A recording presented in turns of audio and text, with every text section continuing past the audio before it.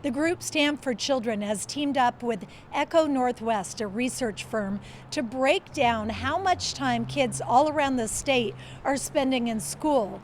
And they say they found disparities among the districts alarming.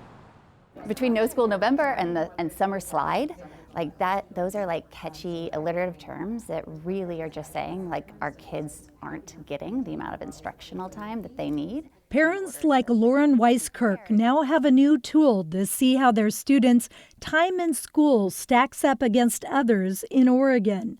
It shows the number of school days each year and hours every day for each district. We have massively eroded school time.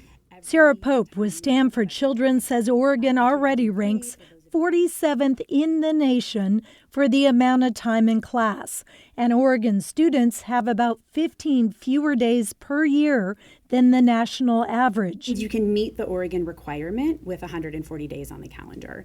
And then we have other places that are offering closer to 170 days. Parents, educators, and elected officials joined her Wednesday calling for more equity between districts. We have been put in a situation where time with students is a negotiating point. That is a non-negotiable. But with teachers fighting to keep their jobs through budget cuts and schools trying to balance expenses, state lawmaker April Dobson acknowledged funding to attack this problem is key. We know that we can't just make this change and expect you to make it work. Dobson says Governor Tina Kotek's executive order Thursday, aimed at restoring student instructional time, is an important first step. What the governor's order does not do is get us to the national average. It simply, stops the cutting of one of the shortest school years in the country. Bottom line, a balance is needed to help both schools and students. And the kids are not all right. They're not doing well.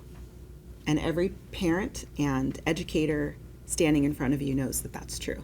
And you can find that database mentioned in the story at stand.org. The Oregon Department of Education is also tracking those numbers to determine how effective the governor's plan is. It's getting some pushback from union members who said they were never consulted.